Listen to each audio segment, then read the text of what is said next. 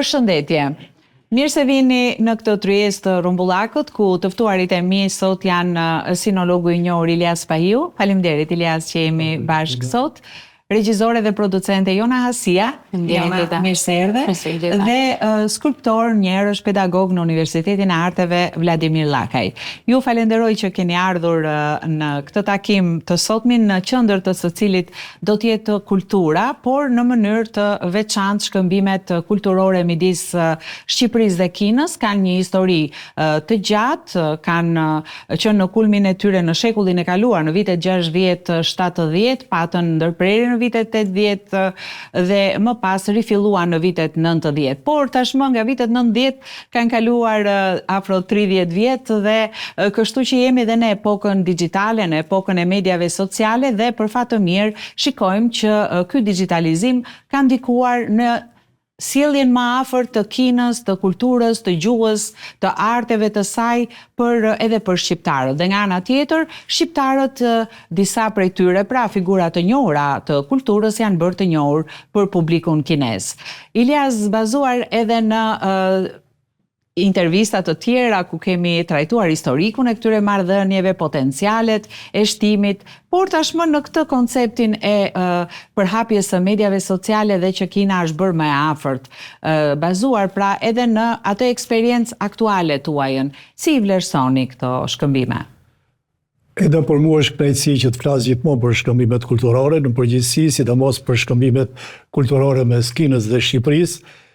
Pasi I kam ndjekur për një kohë shumë të gjatë, kam qenë edhe pjesëmarrës në nxitjen e këtyre shkëmbimeve kulturore në mënyra të ndryshme dhe dua të them që shkëmbimet kulturore kanë një ndikim të jashtëzakonshëm për njohjen reciproke, por që ndikojnë edhe në përmirësimin e marrëdhënieve në fusha të tjera.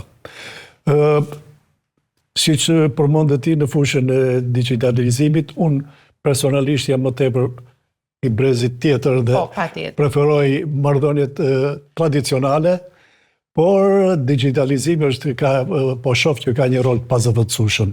Unë ndjek në një farë mënyrë rrjetet sociale kineze, WeChat-in ose dikë tjetër, dhe vëre për shembull në WeChat unë shoh her mas here sekuenca nga filmat shqiptar. Akoma dhe sot ka sekuenca nga filmat I Teti në bronz ose nga Edin Bivdekjen, të cilët shoqërohen me komente të shumta nga ndjekësit kinez. Dhe aty vëre që ato vazhdojnë të kenë një nostalgji për filmat shqiptar dhe nëpërmjet debatit, komunikimit që ato bëjnë me njëri tjetrin, ato në fakt mësojnë edhe për Shqipërinë. Sepse pyesin kush është Shqipëria sot, çfarë bëhet sot në Shqipëri. Pavarësisht se cilës fushi përket, kur ti e shikon me ato marrin informacion. Kam pa foto të autorëve të vjetër, bile se ja kam treguar me Vlan Shajnat, I kam treguar, I bëjnë krahasime kinezët si ka qenë me Vlan Shajnaj në atë kohë në filmin I Tetin bronz dhe si është sot, ose aktorë tjerë të filmit nga Edin Bivdekjen. Dhe kjo është diçka shumë interesante, sepse ato I tregojnë me shumë nostalgji, me shumë pasion. Një gjë tjetër që unë kam vënë dhe to kam vënë komente të turistëve kinez. Djemë dhe vajzat të rinj që vinë ndoshta edhe vetëm, që bëjnë udhëtime në përvendet e Europës, dhe kam përshtypjen që ato kanë bërë një promovim ndoshta shumë më të mirë se sa disa media bashkë. Ato janë të drejtë për drejtë, janë të pastër në ato që shkruajnë, për shembull thonë që kemi kaluam rastisht Shqipëri pa ditur se si është, kishim një informacion të përgjithshëm dhe pastaj arrin në konkluzione që Shqipëri ishte mirë në këtë fushë ose jo tamam këtë fushë, por kanë tekste shumë të gjata dhe në të cilët gjithashtu flasin edhe për miqësinë mes dy vendeve që ka ekzistuar për atë se si Shqipëria ka ndihmuar Kinën ose si Kina ka ndihmuar Shqipërinë. Kanë disa platforma atje dhe është edhe CRI-a vetë që ka një platformë shumë promovuese për Shqipërinë, është Katedra e Gjuhës Shqipe, por edhe e Universitetit të Gjuhëve të Huaja, por edhe platforma tjera që qoftë edhe të turizmit, platforma turistike, të cilat bëjnë një promovim shumë të mirë për Shqipërinë dhe pikërisht nëpërmjet këtyre anës digjitale, pra me rrjetet sociale. Dhe ndërkohë unë Jona të kam njohur në rrjetet sociale dhe ke qenë shumë aktive gjatë atij turi që ke bërë në Kinë, ke patur fat e konsideroj që të vizitosh ato monumente kulturore tepër të rëndësishme, por jo vetëm të Kinës. Cili do të ishte opinioni yt për këtë? Kur kam shkuar në Kinë në vitin 2018, pa diskutim ishte diçka mahnitse për mua, por ajo që më ka surprizuar më shumë ka qenë vizita në Xi'an, në Terracotta Museum. Gjëja e parë që të surprizon është arti, historia. Pa diskutim, ne jemi dy vende që jemi shumë larg, por unë këtë gjë e kisha lexuar. Kisha informacione. Dhe një terren të zbrazur. Dhe impakti im i parë ka qenë kur unë kam parë një gjë kaq të papar, gjigande, muzeumin e ushtarëve dhe ishte e mahnitshme. Dhe vitet kalonin dhe kur unë u riktheva përsëri në Kinë, ishte fat i madh që unë një nga gjërat e para që vizitova ishte muri kinez. Ai mur që nuk është thjesht një mur, por është muri që mbar histori. Një filozofi. E nis këtë qasje sepse ne vizitojmë shumë gjëra të mëdha industriale, po ato që ngelin në thelb ishin vizitat në gjëra të cilat impakti kulturor ishte edhe në ato momente kur historia jonë politikisht ishte ndarë, ne sërish të dinim se çfarë ishte muri kinez, se çfarë ishte Forbidden City, qyteti. Pra, dhe impakti im shumë i madh në Kinë ishte nga je më pyesën, do më thoja jam nga Shqipëria, gjëja e parë që më pëlqente ishte diplomatët cilët kishin në një moshë dhe kishin qenë në kohën kur marrëdhëniet tona ishin shumë të mira, më thonin unë i njoh disa filma, nuk më thonin që unë njoh filan udhëheqës apo direkt shkonin tek ajo gjëja që urat i ndërton pra kultura, sado larg që ne jemi dy kontinente. Është shumë vërtet kjo që thot Jona Ilyas, sepse secili ka dhe eksperiencën personale. Për shembull, Kina është lider në teknologjinë e avancuar dhe në robotik, dhe ti sigurisht dhe unë personalisht i kam vizituar në qytete të ndryshme dhe kam parë gjëra që po të mi tregonte njeri, duhet i shikoja vetë, nuk do t'i besoja. Nuk arrin ti imagjinosh. Ato janë zhvillim me të ftohta, në kuptimin që nuk të prekin shpirtërisht dhe nuk hynë, do me thënë, në memorien tënde shpirtërore, por janë për konsum. Për shembull, teknologjia, telefonat, robotika, të gjitha këto janë në shërbim të njeriut, nuk diskutohet dhe ne i konsumojmë ato. Por pjesa pastaj që në çdo kohë ngelet, sepse ajo është e avancuar, nesër del një model më i avancuar dhe nuk është se të habit momentalisht. Pastaj vjen arti, kultura, gjuha, të gjitha këto shkëmbime dhe ju zoti Vladimir, ndërkohë në eksperiencën tuaj kineze do ta quaja, pasi kam informacion që e keni vizituar dhe sigurisht që si një artist dhe artistët shqiptar për fat të mirë e kanë stacion të rëndësishëm Kinë. Shiko, kur më bën ftesën, me thënë drejtën, isha shumë kurioz. Isha shumë kurioz për shumë arsye, jo vetëm për arsye kulturore, po edhe për arsye të zhvillimit. Se ne kemi parë, për shumë, unë personalisht kam menduar që shiko, ky zhvillimi kaq i fuqishëm për një 20 vjeçar, është i rrallë në historinë e njerëzimit, që një popull kaq i madh dhe po themi i rënë nga një filozofi, nuk është kollaj që ta rikthesh prap në një union, në një funksionalitet, në një popull kaq të madh, një hapësirë kaq të madhe, një industri kaq të madhe, një kulturë kaq të madhe, ta kthesh përsëri të shkëlqej, është një shembull i jashtëzakonshëm. Edhe kjo ka qenë ai kurioziteti që thash unë do ta bëj këtë udhëtim, do vi me kënaqësi, por duke marrë shkas edhe nga diskutimi që bëri profesori dhe Jona, realisht kur kemi shkuar atje në një akademi që na ftuan, bëm një leksion të hapur. Edhe aty në leksion të hapur, pasi mbaruam, ishin disa profesorë të vjetër dhe të rinj. Këta profesorë të vjetër filluan flisnin për filmin shqiptar. Po ajo që më bëri përshtypje ishte që ata filluan të këndonin këto këngët në Shqip, këngët e aksioneve tona, revolucionarizimi, forca. Dhe aty pasha të forcën e kulturës që e folëm edhe më përpara, që i lidh kombet, i mban më afër njëri tjetrit dhe kur filozofit dështojnë ose politikat dështojnë. Patjetër. Kultura është themeli i çdo gjëje dhe është më afër qenies njerëzore. Që unë pata një kënaqësi të jashtëzakonshme edhe për shumë arsye të tjera artistike. Për shumë, ajo që më ka bërë përshtypje të jashtëzakonshme, unë kam qenë gjithmonë kurioz sepse këtu flitej në qarqet tona artistike, që ata kanë një teatr tradicional që e kanë jashtë Opera e Pekinit, me siguri. e kanë jashtë çdo lloj dimensioni tjetër të gjithë shteteve të tjera, domethënë ka një kulturë. Dhe kur ti shikon në art, që ka një gjë ndryshe, totalisht ndryshe, 100% e pastër, unike, burimore e atij kombi, atëherë është ajo gjë që t'intereson. Patjetër. Ajo ka qenë gjë që më ka mahnitur, kostumografia, skenat, dhe çdo gjë që ata, kështu që kam ikur që atje me impresionet më të jashtëzakonshme.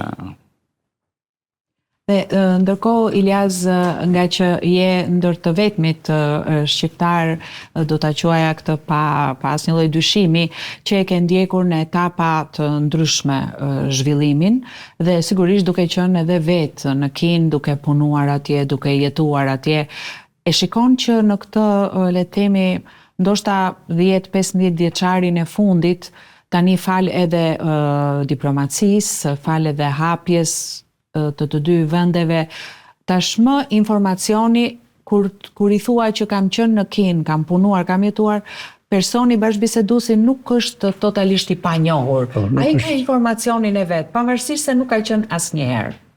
Do me thënë, këtë doja të dija nga ty pikërisht këtë lloj evoluimi të njohjes, se për njohjen po flasim përmes kulturës dhe shkëmbimeve. Shiko, si që thamë, shkëmbimet kulturore dhe 2 sesionet e fundit, për shembull, një ndër pikat kryesore që ishin nxitje e shkëmbimeve kulturore. Kina gjithmonë i ka dhënë rëndësi shkëmbimeve kulturore me botën. Por më tepër që ka dalë vonë në botë. Ka dalë vonë në botë, ka një qytetërim krejt të ndryshëm, që në shumë raste është edhe pa i konceptueshëm nga të tjerët, dhe më thënë, e kemi diskutuar, kanë mendimin holistik, dhe Europa mendimin linear, që janë 2 mendime pothuajse të ndryshme. Kinezët kanë, në bazën e marrëdhënieve, kanë harmoninë dhe bashkëpunimin, dhe duke qenë një filozofi, një mendim filozofik i ndryshëm, kinezët i kanë dhënë rëndësi të jashtëzakonshme shkëmbimeve kulturore.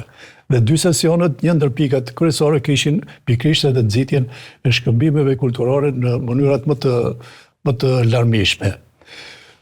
Sigurisht që këto periudhat e fundit, dhe më thonë, shqiptarët kanë informacion falë mjeteve sociale, mjeteve të informimit, kanë informacion shumë të madh për Kinën. Në shumë raste, në fakt, Kina dhe pranoj Kina po punon shumë për këtë, po punon që të shkojë një interpretim i drejtë tek të lexuesit, sepse një mjet i rëndësishëm për këtë është përkthimi i saktë. Kinezët kanë vuajtur, në qoftë se filozofia kineze deri më sot, ose kultura kineze deri më sot, nuk ka qenë shumë e njohur për faj edhe të mungesës së përkthimeve. Për shembull, kam lexuar diku që për librin Ëndrrën, pallatin e Kuq, në fillimet e tij është përkthyer në anglisht është përkthyer Ëndra maj pallatit.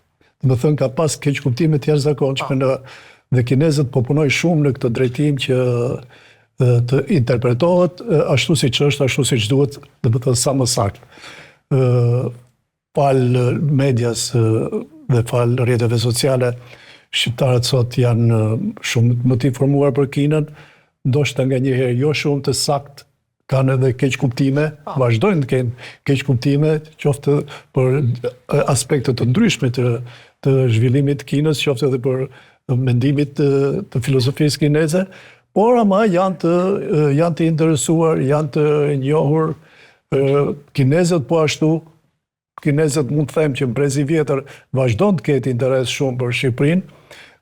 Mua nuk më vjen mirë të them që mbrezi i ri nuk është, s'mund të them Shqipëria është vend i vogël, kuptohet dhe nuk mund të sot depërtojnë gjithë kultura botërore në Kinë, dhe sigurisht që ka Shqipërisë nuk i ngelet më ai vendi që ishte në marrëdhëniet e dikurshme, por ka interes. Ka interes dhe fakti që këtu vazhdojnë të vinë grupe turistësh dhe të rinj, jo vetëm moshat që kanë nostalgji për Shqipërinë, vazhdojnë të kërkojnë rënjët e miqësisë mes dy vendeve. Kjo është diçka shumë e mirë që duhet të qohet vërtet dhe kjo mënyrat për ta zhvilluar janë pikërisht me këto që ne diskutuan nëpërmjet promovimit, por edhe me projekte shtetërore. Sigurisht. Kjo kërkon edhe mbështetje. Pa mbështetje ne kemi folur për programin e librave që kinezit ishte një program i mbështetur nga qeveria kineze, një program i jashtëzakonshëm që pa ndihmen e këtij programi, letërsia dhe shtypi libri kineze dhe sot e kësaj dite ndoshta në Shqipëri do ishte i panjohur. Aktualisht ka mbi mund të them jo 10 më, po mund të kenë mbi 100 tituj librash të letërsisë, të filozofisë, të politikës, të ekonomisë që janë të përkthyera në Shqipëri, që ndihmojnë lexuesin shqiptar të njihet më në thellësi dhe në aspekte më detajuara për Kinën. Jona, në përgjigjen e parë sigurisht që dhe një folje për impresionet e përgjithshme të tuat nga eksperjenca jote kineze, por ti je një regjizore dhe producente e njohur në Shqipëri me një karrierë të gjerë dhe të lavdërueshme, dhe do doja opinionin tënd, po e shfrytëzoj këtë rast edhe për faktin se nuk jemi shumë më vonë nga festa e pranverës, nga i spektakël i jashtëzakonshëm i galas së festës së pranverës, sigurisht që e kemi diskutuar edhe në programet tona, por edhe në tavolinat me miq, cili jam shumë kurioztare të di opinionin tënd, edhe sepse gjithmonë ke qenë në pultin e transmetimit, në spektakle të mëdha në Shqipëri, gjithashtu edhe ato botrore që i ke ndjekur edhe i ke përcjell nëpër mediat shqiptare. Por çfarë do të thoje për këtë realizim që në fakt ishte jashtëzakonshëm? Unë gjatë vizitave të mia në Kinë e dija, sepse e kisha parë live, se çfarë do të thotë të shohësh një produksion kinez live. Dhe kur vija në Shqipëri dhe e transmetoja këtë nëpërmjet emocioneve të mia, kishte edhe njerëz të cilët më shikonin me habi. Jam shumë e lumtur që sot fal edhe teknologjisë, pra rrjeteve sociale, por edhe hapjes së vetë si shtet të Kinës, njerëzit sot e kanë parë atë çfarë unë e thoja, e kanë parë vetë, dhe ne tashmë nuk e diskutojmë si impresionet e mia, po si impresionet e të gjithëve. Spektaklet janë maramëndse dhe më vjen shumë mirë që edhe e gjithë festimi i vitit të ri kinez këtë vit mendoj që ka qenë njësoj, globalizimi i kësaj feste ka qenë njësoj siç festohet viti i ri në të gjithë botën, si vjet ishte viti i ri kinez ai që u transmetua në të gjitha kanalet botrore, jo vetëm në Shqipëri, dhe kjo gjë tashmë e ka bërë akoma dhe më të prekshme këtë lloj kulture, dhe ajo që më pëlqen shumë edhe tek pjesa e kulturës që na lidh. Neve si shqiptar, vitin e ri e kemi një nga festat familjare. Kjo është një gjë të cilën na bashkon shumë me kulturën kineze. Ne vazhdojmë ende rrënjët e familjes t'i kemi të plota, t'i kemi të ngrohta, dhe kjo gjëja më bënte shumë pranë në Kinë kur ata diskutonin.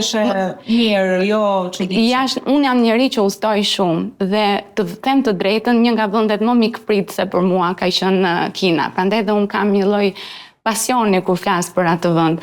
Nga ana e realizimit të spektakleve, ata janë të jashtëzakonshëm dhe më vjen shumë mirë që këtë vit e pam të gjithë. Po impresion tjetër imi kur kam qenë në Kinë, në operën kineze në Pekin, ata kanë një mur ku kanë fotografitë e njerëzve më të famshëm që kanë kënduar në opera.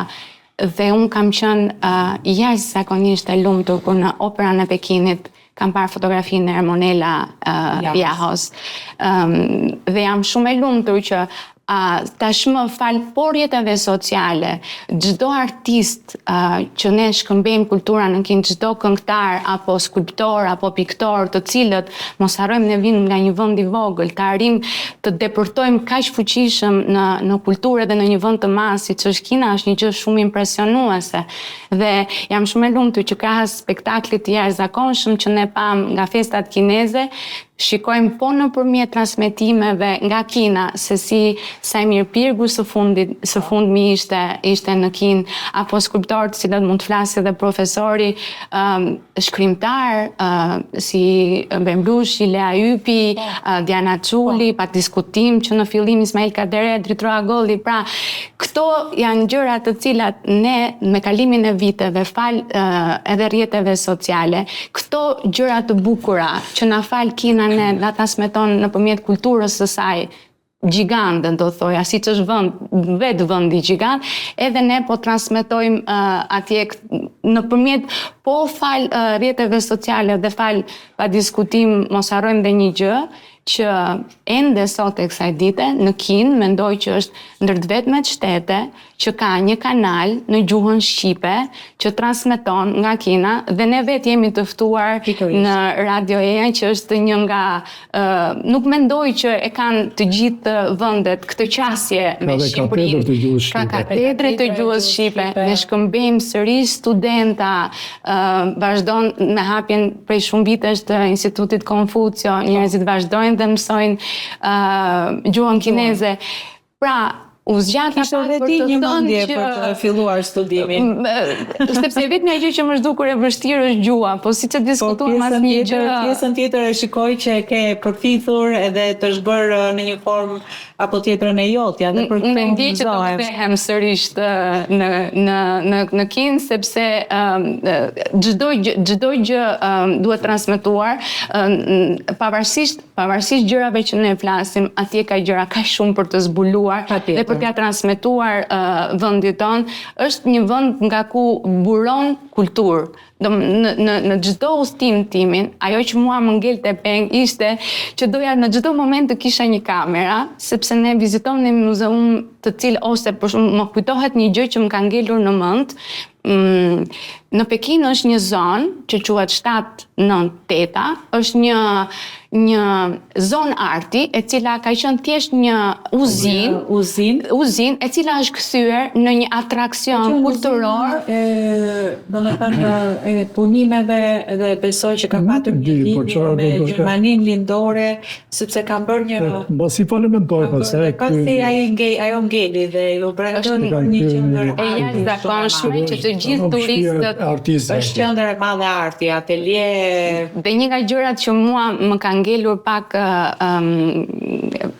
nuk ndihesha mirë, ku kthesha në vendin tim dhe shumë nga gjërat që këtu janë... Kjo është një model për të kopjuar, në kuptimin e mirë të fjalës. Një gjë, dhe jo vetëm 798 ishte kthyer në një vend të jashtëzakonshëm arti, po në shumë qytete të Kinës që unë kam vizituar, shumë gjëra të rënuara, të cilat mbartnin histori dhe kulturë më vete, ata i ruanin, sepse vetë turistët, një nga gjëra që do vinë të shohin në Shqipëri, turizmi famshëm kulturor, është ata do vinë të shohin në radhë të parë qytete që ne kemi në UNESCO, pra Gjirokastra, sa herë që lëviz nëpër Shqipëri dhe në periferitë e qyteteve të mëdha ku kanë qenë fabrikat e dikushme dhe që i shikoj. Tregon vetëm rënojat. Mendoj vetëm për zonën 798 Pekinit që është një model shumë i mirë për të realizuar. Megjithatë, zoti Vladimir, juve i përkisni arteve figurative dhe me kënaqësi konstatoj ne si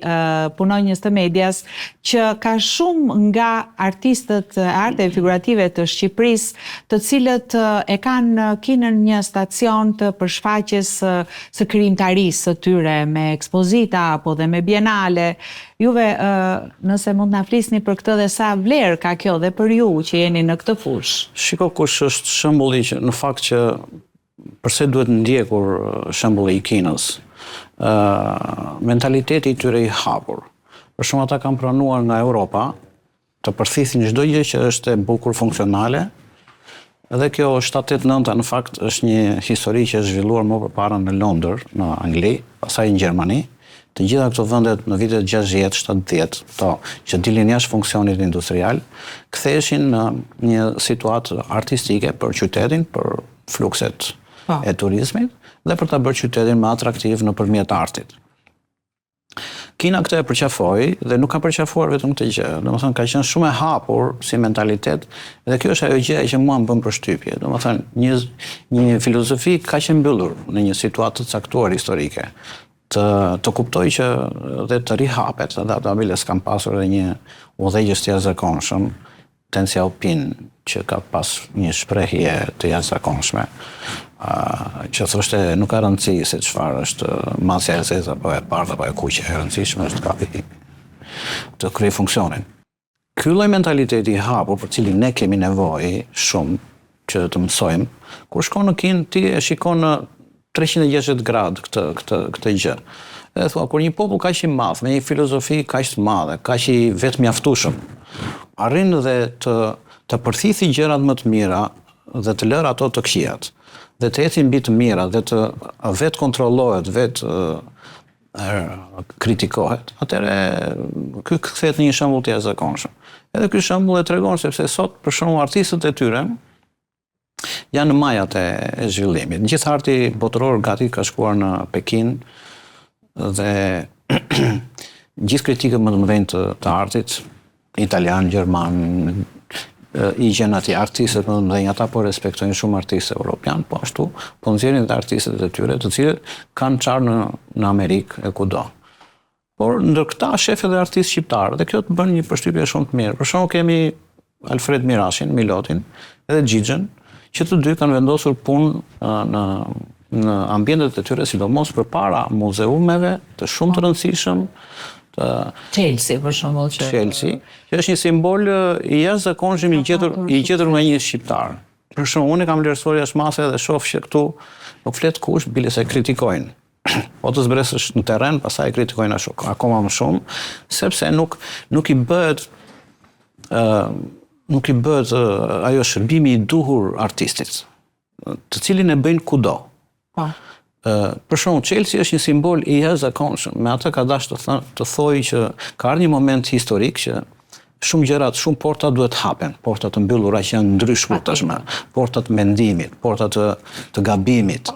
Domethënë, kjo është një gjë e jashtëzakonshme. Asnjë s'ia bën analizën. Asnjë nuk mburret me këtë gjë, që të thotë, unë jam artist dhe unë kur e shikoj që ai ka gjetur një gjë të tillë, them bravo. Si mund të vijë një mendim simbolik shumë e bukur. Simbolik e jashtëzakonshme. E kësaj simbolike. E jashtëzakonshme. Është vlerësuar jashtë mase. Xhixha për shembull bën një lojë tjetër, ai me materiale tepër bashkëkohore, me të cilat arti nuk ka lëvizur ndonjëherë dhe artistët nuk kanë guxuar të punojnë. Ai los shumë me formën dhe me dritën. Domethënë të jep një lloj nuk ka filozofi tjetër brenda këtyre gjërave. Domethënë filozofia e jetës, drita që gjendet kudo, që të bën të shijosh jetën në format që ti shikon. Dhe kjo shkon deri në thellësi të prehistorisë tonë. Njeriu në ambientin ku rritet dhe në hapësirat dhe në kontekstet formale që shef, ai edhe brymoset dhe kthehet në një njeri shumë herë më të mirë dhe më kjo është dhe unë jam shumë i kënaqur që sot flasim për një vend shumë të madh që është një shembull i jashtëzakonshëm që ka arritur të tregojë një gjë shumë pozitive për njerëzit. Për shembull kam parë 2 koncerte të Ilva Mulës në Pekin. Gjithashtu shumë të hapur. Po kështu edhe Monela Jaho, Said Pirgu, të cilët janë tepër të njohur për publikun kinez që e ndjek. Ka pas ekspozita pikturash në Tiranë. Heliti për shembull me ekspozitat e veta apo dhe me masterclass-at që ka zhvilluar atje. Sigurisht është ajo që Jona tha pak më parë që ne jemi një vend i vogël dhe megjithatë spikasim për sa i përket kulturës, për sa i përket edhe zhvillimit të gjithanshëm. Dhe për ta përmbyllur këtë bisedë kaq të këndshme, shikoni potenciale të shtimit të këtyre shkëmbimeve, sigurisht që institucionet shtetërore janë ato që krijojnë këto mundësi dhe i kanalizojnë apo hapin mundësi të reja. Por edhe përveç këtyre institucioneve shtetërore, individët kanë edhe mundësitë e veta. Për shembull, mësimi i gjuhës kineze në Institutin Konfuci, arritja e niveleve, kjo është tepër e mundur dhe në festën e vitit të ri kinez që u bë, ne ishim bashkë në Tiranë, pash që ishin njerëz të profesioneve të ndryshme, ekonomist apo në shumë profesione që kishin punët e tyre të siguruara, do them, në Shqipëri, në banka, në institucione private dhe që ishin në fakt njerëz dhe studentë të gjuhës kineze, duke menduar që pse jo, duhet patjetër që ta studiojmë. Por ka dhe mundësi të tjera, ndoshta të shkëmbimeve. Shiko, ne përmendëm disa herë që jemi vend i vogël dhe kaq kemi mundësitë. Fakt duhet të them që pavarësisht se jemi vend i vogël, për ne ka gjithmonë vend në Kinë. Fal asaj marrëdhënie tradicionale, që e përmendën gjithë që e kam përjetuar këtë, fal kësaj marrëdhënie atje ka gjithmonë vend. Në Kinë, sidomos për kulturën, sidomos kulturën dhe shkëmbimet kulturore, ka pas dhe do të ketë vend në Kinë, të paktën edhe për shumë kohë. Mundësit janë të jashtëzakonshme. Unë vere, për shembull, që ka edhe të rinjtë shqiptar kanë interes më tepër për gjuhën kineze. Kam marrë pjesë në disa konkurse që bën ura kineze që bën Instituti Konfuci dhe vëre aty të rinj që me të vërtet që kanë, jo vetëm që kanë interes, por janë edhe mjaft aktiv dhe kanë arritur të mësojnë jo pak. Takova herën e fundit një student që kishte fituar dikur konkursin dhe tani studionte në Kinë. Ishte Henry. Ishte jashtëzakonisht i kënaqur. Unë dëgjova dhe miq kinez në festë që po e komplimentonin. Ishte shumë i kënaqur dhe unë mendoj që ai do ta vazhdoj këtë rrugë. Mua më vjen shumë mirë sepse janë shumë pak tham ato që ke nevojë për pasardhës. Po kam nevojë për pasardhë që të përkthejnë direkt nga gjuha kineze. Por ashtu siç ka albanolog dhe shumë albanolog në Kinë. Thamë përveç katedrës është edhe i qendër albanologjie jashtëzakonshme që kanë bërë studime të mrekullueshme për letërsinë shqipe, për anë të kulturës, të festit. Unë jam shpresë plot që do të ketë edhe sinolog në Shqipëri. Do të ketë edhe sinolog, nuk diskutohet. Duke filluar që nga fëmijët. Kam parë fëmijë 6 vjeçar që sapo kanë nisur mësimin e gjuhës shqipe, po themi në sistem arsimor, kanë nisur dhe të mësojnë gjuhën. Kjo vjen dëshira për gjuhën, përveç se faktit ta zëm të dëshirës ose ndjenjës se ti ke për vendin, vjen dhe si nevojë. Kina është vend i madh, është fuqia e dytë në botë, ka ambicie të jashtëzakonshme, kështu që duke mësuar gjuhën kineze i hap një dritare vetes. Është një armë për gjithë këtë që mëson gjuhën kineze është një armë. Ne po flisim për kulturën, por për sa i përket të rinjve të apasionuar pas teknologjisë dhe pjesës digjitale, di mjaft raste që shkojnë privatisht, personalisht, sepse duan që ta preken këtë zhvillim vetë në mënyrën. Jo vetëm unë njoh 2 mjek shumë të mirë të Shqipërisë që kanë shkuar me shpenzimet e veta në Shanghai për të trajnuar në spital kinez, ku kanë ardhur mrekulluar se përfitimi që kanë marrë aty ka qenë disa herë më shumë se sa. Eksperiencat atje janë të jashtëzakonshme. Në disa fusha është normale, bile shteti vetë do të krijojë një lloj strategjie për të fusha. Janë të hapura të gjitha. Janë të hapura. Globalizimi është një lumturi njerëzore, shoqëri që është arritur. Dhe atëherë shteti duhet të tregohet i mençur jashtë politikave kontestuale që e rrethojnë. Ai duhet të shikojë kush janë fushat ku një mundësi për të shfrytzuar. Është tjetër gjë të shkosh në një vend të paguash për të rritur një të ri atje për të marrë sa më shumë informacione. Ato informacione janë mesatare dhe mediokre përpara një situate tjetër. Këto janë kategorizime që ne akoma kemi presim vetëm nga Kina. Domethënë programet shumica në të gjitha fushat aktualisht janë programe që janë të sponsorizuara nga programet dembele. Unë kam pesur një peng që kam qenë e pranishme në festivalin e madh të filmit në Pekin, ku Emin Kusturica ishte drejtori i festivalit, dhe më kanë ngritur peng që ende nuk kam parë në një festival të madh në Kinë një film shqiptar.